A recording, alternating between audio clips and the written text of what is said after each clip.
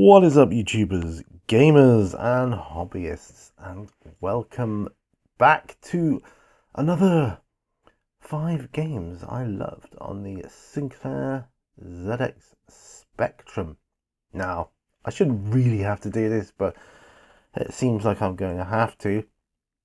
So just bear in mind that the pictures I use might not be of the actual games on the actual systems.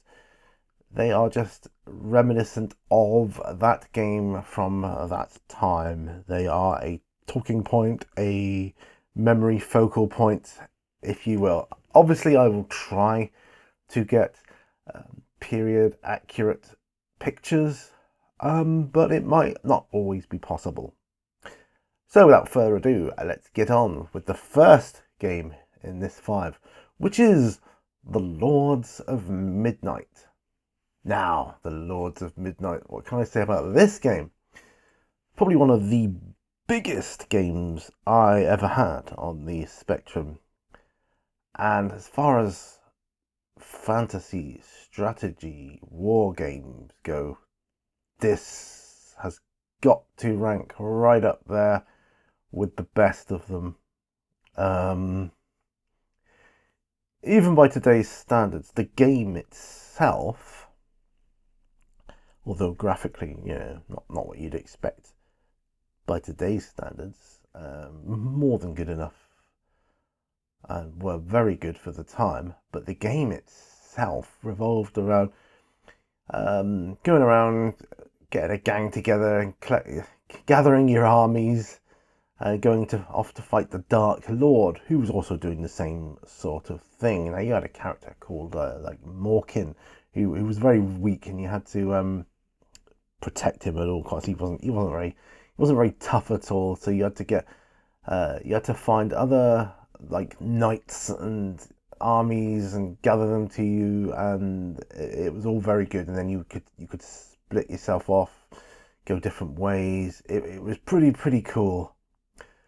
There was even a map. Well, there was a map on the back of the box of the game, which was a big kind of box anyway, with the cassette in.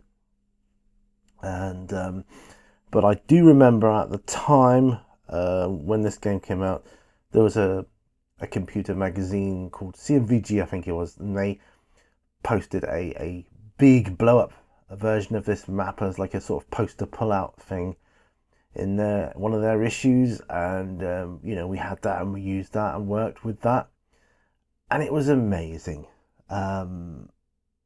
I mean, these games, I don't rank these games. These aren't listed for all these games aren't listed for their graphical prowess, or, being the best sound or the best sprites or whatever. It's really how much time I spent on each one, and how much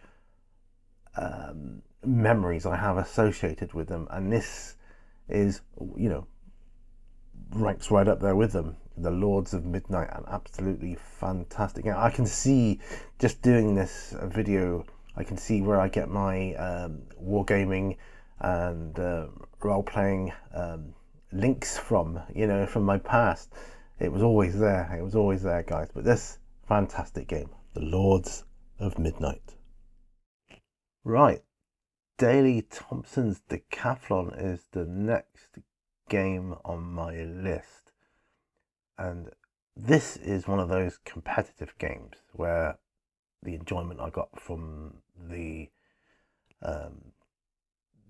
the era, the time, came from competing with friends, and very enjoyable. Obviously, it's a decathlon, so you went through all the 10 events of the decathlon, from long jump, triple jump, 100-meter hurdles, 1500 meters, all the different bits and pieces. And I see this loading screen, and I think that's the loading screen from the Spectrum. As I say, it doesn't matter. It looks like it, but it is representative of the game and the events. So we'd each hammer away at the rubber keyboard and try and do our best to, get further than the other one or higher on the high jump. And I always found the high jump nigh on impossible, no matter what computer it was on, actually, not just the Spectrum. But yeah, it was a very enjoyable game, and one you could play with friends or alone. Just trying to best your own records, basically. So it was good in that respect, also. And graphically, it wasn't bad. Wasn't bad. There's a lot of nostalgia revolving around it. Now you can get like Daley Thompson Decathlon mugs and all sorts of things, and it's really cool. But that is the reason why this game had to go on my list. Daley Thompson's Decathlon, because he was a big name at the time, Daley Thompson, and he was everywhere. He was all over the TV and certainly promoting the game. Obviously, I think he did another game as well. Another obviously decathlon type game, but I forget what that one was called. Super Test or something. I can't remember, but this was the main one, and this is the one that I remember. This is the one that sticks with me in my memory, and that's why it is on my list. So, Commando, published by Elite. This is a shoot 'em up essentially, but it's an upward scrolling shoot 'em up that instead of like spaceships, it's basically soldiers, army men. There was a period or a phase of that back in the day as well. It was quite popular. There were oodles of clones of this kind of game going around. I don't know if one was more original than the other, but they all kind of cloned off each other, I think. But Commando was a particular favourite of mine, again because it involved a sort of more of a co-op this time, as opposed to player versus player. My friend and I, we would try and play together, one throwing the grenades, one shooting and moving, or one shooting and the other one moving. We tried different ways of trying to complete the game, basically, so that we didn't have to have all our coordination and concentration doing everything at once, because games, they were quite clever. They got hard, and we just wanted to see the next bit, the next screen get a little bit further, and that was the excitement of it. It really was really good. And not much more I can say about it. The graphics were fantastic for the time. They really were absolutely awesome. I loved this game. It was all back in the day, games came on cassettes, didn't they?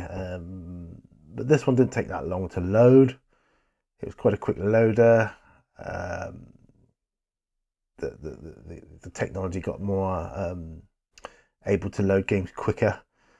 The coding in this game is clearly superior to what came before it, I think, and it did a great job. The Spectrum, of making use of the Spectrum's facilities. It was a game. It was one of the games that I would want a Spectrum for back in the day. So Commando, brilliant game. Okay. Well, we have yet another gem, and what a gem. This is Bruce Lee by US Gold, and this is legitimately actually the very first computer game I ever completed on any platform. The very first computer game I completed. Now, Bruce Lee was a huge deal back in the 80s when I was a kid, and I guess it just took off. What a game. It was very simple. It was just basically like punch and kick and jump, but what a game. It was a great platform game as well to boot, so it wasn't just about that. But funnily enough, it did have the feel of like Enter the Dragon for some weird reason for me. I don't know why.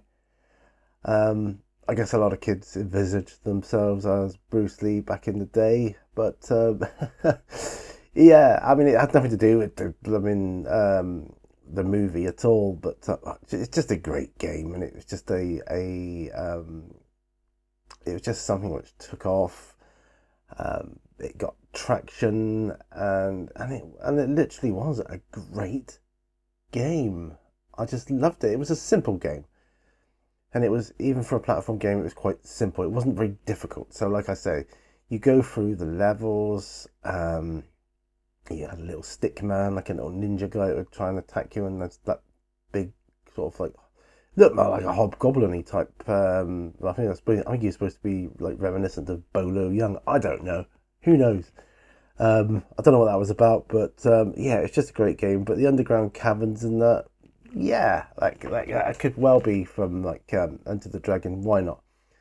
But it was a great platform game, collecting the little lanterns and things, and moving on to the next screen. It was all over the place, but once you completed it, you just went back to the beginning and started again. Fantastic. So that was Bruce Lee, a great nostalgia trip indeed. Okay, so I'm going to end this video on one of those classic type-in text adventures, and this is really a classic. This is The Hobbit. This was a big thing in the 80s as well.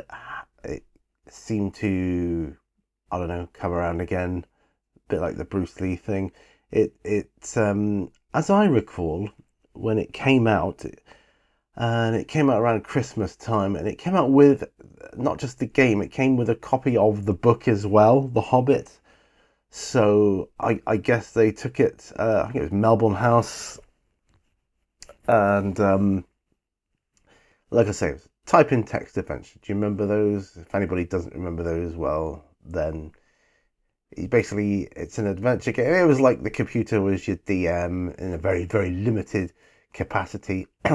Sometimes it would put in pictures of your like location where you were, and you could do simple commands like go east, west, north, all the rest of it. Pick up, sword, open chest, all that kind of thing. And yeah, so